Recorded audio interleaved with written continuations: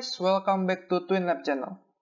Jadi kali ini kita akan kembali latihan soal tentang kinematika untuk fisika dasar 1A, khususnya buat teman-teman yang sedang TPB di ITB.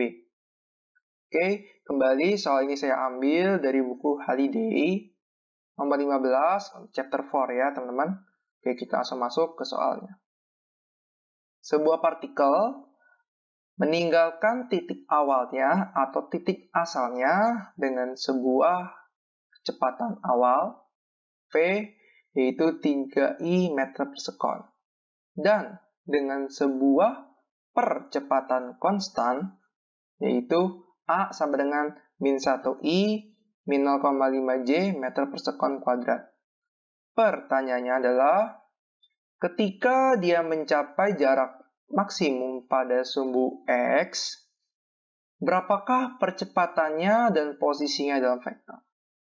Oke, perlu diketahui teman-teman bahwa percepatan, kecepatan, dan posisi merupakan 3 buah besaran vektor.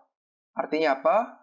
Kita akan meninjau ketiga besaran ini secara vektor. Bahkan kita akan menjawabnya pun nanti secara vektor. Oke, kembali saya akan tuliskan tadi V0 ya teman-teman, karena kecepatan awal di situ dia dibilang 3 meter per sekon I. Oke, sama aja 3i meter per sekon sama aja. Oke. Perhatikan teman-teman bahwa I ini adalah vektor satuan yang nilainya 1 tetapi arahnya berada pada sumbu X. Artinya apa? I ini mewakilkan arah komponen vektor pada sumbu X. Sementara J itu dia mewakilkan sumbu Y, dan nanti ada lagi K, merupakan vektor satuan yang mewakilkan arah pada sumbu Z. Oke, jadi karena kecepatan awalnya hanya ada pada sumbu X, ya, I di sini teman-teman ya, ditandai dengan I, artinya kecepatan awalnya kita bisa tulis final X ya teman-teman, karena hanya berada pada sumbu X. Jadi kecepatan awalnya hanya pada saat dia bergerak di sumbu X. Oke, kita lanjut ke percepatannya. Percepatannya yaitu minus 1 I ya, ditambah minus 0,5 J. Lupa satuannya meter per sekon kuadrat. Oke, kembali saya akan menjelaskan, I itu vektor satuan yang nilainya 1, tetapi arahnya pada sumbu X, dan J itu vektor satuan yang nilainya 1 dan arahnya mewakilkan sumbu Y. Jadi, minus 1 ini merupakan komponen percepatan. Ya, pada sumbu apa? Ya, pada sumbu X tentunya ya, karena ada vektor satuan di sini yang menandakan dia bergerak pada sumbu X, ya. Dan bagaimana dengan 0,5-nya? Ya. 0,5-nya tentu aja percepatan, komponen percepatannya pada sumbu Y. Itu teman-teman. Oke. Kita lanjut masuk ke pertanyaannya. Tapi sebelum masuk ke pertanyaannya, saya akan menjelaskan sedikit teman-teman tentang bagaimana ketika sebuah partikel itu bergerak sepanjang sumbu X dan Y ya. Saya akan gambarkan sebuah koordinat. Ini X dan ini Y. Karena yang tanya adalah jarak maksimum pada X koordinat, jadi kita perlu meninjau dulu teman-teman bidang koordinatnya. Oke, kita anggap origin atau titik asalnya adalah 0. Biar lebih memudahkan kita dalam menyelesaikan dan menganalisis soal ini. Oke. Pertama, partikel tersebut bergerak, teman-teman, sepanjang sumbu X gitu ya, dengan kecepatan awal sumbu X. Nah, perhatikan teman-teman bahwa yang ditanya adalah jarak X maksimum. Artinya apa? Kita hanya perlu awal-awalnya ini untuk meninjau sumbu X-nya saja. Oke, dia pertama kali partikel bergerak dengan sebuah kecepatan awal, V0 X, itu ya, ke arah kanan. Karena dia vektor, saya akan tuliskan bahwa plus itu ke arah sumbu X positif gitu ya, atau boleh juga ke kanan ya teman-teman. Sementara kalau dia minus gitu ya, vektor yang nilainya minus itu ke arah sumbu X negatif, atau boleh juga ke kiri ya. Nah, karena kecepatan awalnya adalah bernilai positif, jadi dia awalnya akan bergerak sepanjang sumbu X positif atau bergerak ke arah kanan. Nah, sewaktu-waktu, nih teman-teman, karena ada percepatan gitu ya, percepatan negatif, artinya apa? Dia dilawan gitu kecepatannya, sehingga dia kelama-kelamaan kecepatannya akan berkurang hingga dia mencapai suatu titik, ya, kecepatannya itu adalah 0. Atau di saat itu dia berhenti sesaat. Oke, dan akhirnya karena masih ada percepatan negatif, dia akan terus bergerak ke arah mana teman-teman? Ya, ke arah sumbu X negatif gitu ya, dengan kecepatannya negatif. Semakin negatif, semakin membesar gitu ya, dengan ke arah sumbu X negatif atau ke kiri. Oke, perlu diperhatikan teman-teman bahwa kita perlu mencari waktu yang tempuh saat dia berada pada titik 0,0 hingga dia mencapai titik maksimumnya saat dia berhenti sesaat. Oke, akhirnya kita masuk ke pertanyaan yang pertama. A. Berapa kecepatannya dalam vektor ya? Kita akan meninjau sumbu per sumbu atau koordinat per koordinat ya teman-teman. Kita akan meninjau dulu koordinat X dulu ya teman-teman. Oke, maka kita akan tulis, kita akan menggunakan persamaan yang pertama teman-teman. X sama dengan V0X tambah AXT. Oke, jadi di tabel ini sudah disajikan persamaan-persamaan ya teman. Ada 5 persamaan penting yang akan kita gunakan dalam bab kinematika, di mana percepatannya ya teman-teman, percepatannya harus konstan di sini. Ya, acceleration-nya harus konstan. Oke, di sini tabel ini ada di buku Halili teman-teman. Teman-teman bisa dapatkan nanti ketika teman-teman baca di bab 2. Oke. Dengan percepatannya konstan, kita bisa menggunakan kelima rumus ini. Jika percepatannya tidak konstan, maka kita tidak bisa menggunakan kelima persamaan atau rumus ini. Oke, kita masuk kembali. Vx-nya itu berapa teman-teman? Saat dia mencapai jarak maksimum pada sumbu X, dia 0 ya teman-teman ya. Kecepatannya Vx-nya, V0X-nya 3, tambah AXT. AX-nya berapa teman-teman? Yang ini ya. Minus 1 kali T. Sehingga T-nya kita dapatkan 3 sekon.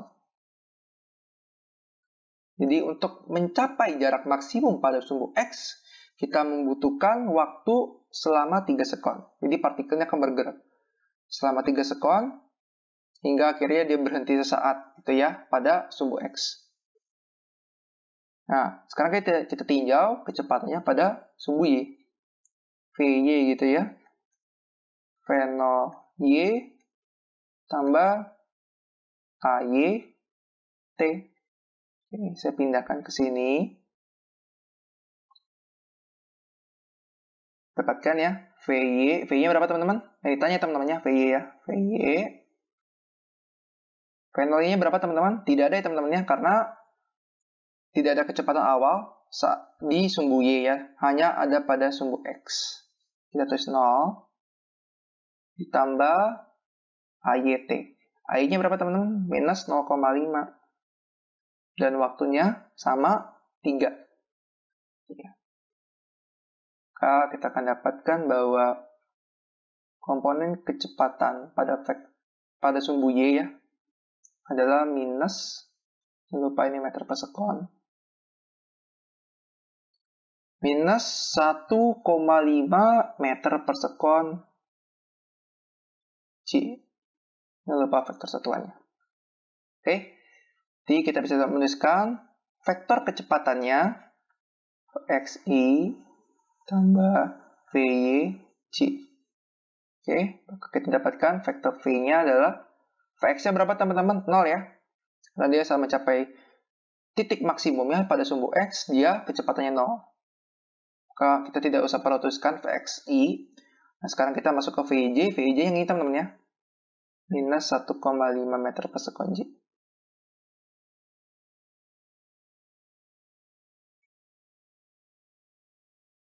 Oke, selesai. Untuk nomor yang A, sekarang kita masuk ke nomor yang B. Ke nomor yang B, kita akan menggunakan persamaan yang kedua. Mengapa? Karena dia ada persamaan posisi di sana. Oke, kita akan tinjau koordinat per koordinat atau sumbu per sumbu. Kita akan tinjau dulu sumbu X. Rx min Rx0 sama dengan V0xt tambah setengah AX T kuadrat. Oke. Rx min. Oke, karena Rx0 itu adalah titik asal, kita akan tuliskan 0. Mengapa? Karena tadi kita sudah sepakat bahwa titik asalnya adalah 0,0 pada koordinat 0,0. Sehingga kita akan mudah nanti dalam menganalisis soal atau jawabannya. Oke, V0x-nya berapa teman-teman? 3 ya. T-nya 3 sekon. Tambah setengah percepatan pada sumbu X-nya berapa teman-teman? Minus 1 ya. Dikali T kuadrat itu 3 kuadrat berarti ya. Teman-teman akan dapatkan bahwa vektor posisi pada sumbu X-nya adalah 4,5 meter per sekon. Meter ya teman-teman, bukan meter per sekon. Meter. I ya. Oke, jadi posisinya berada pada 4,5 meter. Jadi jarak ini 4,5 meter teman-teman. Ya. Oke, sekarang kita tinjau pada sumbu Y-nya teman-teman. Ry min Ry0 sama dengan V0Y T tambah setengah AY T kuadrat. Sehingga Ry-nya, nah Ry0-nya 0 ya teman-teman ya. Sama dengan V0Y-nya berapa? 0 juga. Karena dia tidak ada kecepatan awal pada sumbu Y. T-nya 3 sekon. Tambah setengah. Percepatan pada sumbu Y berapa teman-teman? Minus 0,5 ya. Minus 0,5 T kuadrat. T-nya 3. Kita akan kuadratkan. Nanti teman-teman akan dapatkan bahwa Ry-nya atau posisi pada sumbu Y-nya adalah minus 2,25 meter. Oke, kita akan masukkan ke persamaan vektor posisinya, yaitu Rxi tambah Ryj. Nanti teman-teman dapatkan bahwa vektornya adalah, vektor posisinya adalah Rxi-nya berapa teman-teman? 4,5 meter ya. Rxi-nya 4,5 meter I itu ya. Tambah Ry-nya berapa teman-teman? Minus 2,25 meter J. Oke, selesai teman-teman. Untuk yang B. Oke, selesai. Bagaimana teman-teman? Apakah kalian sudah paham? Apa kalian masih bingung? Jika kalian masih bingung, kalian bisa tanyakan pertanyaan kalian. Dan jika ada soal lain yang ingin kalian bahas atau materi-materi yang ingin kalian bahas di channel kami, kalian bisa kirimkan ke link yang akan kami taruh di kolom deskripsi.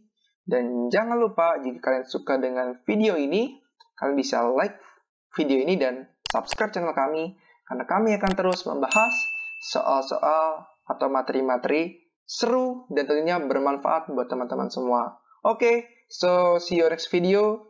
Bye-bye.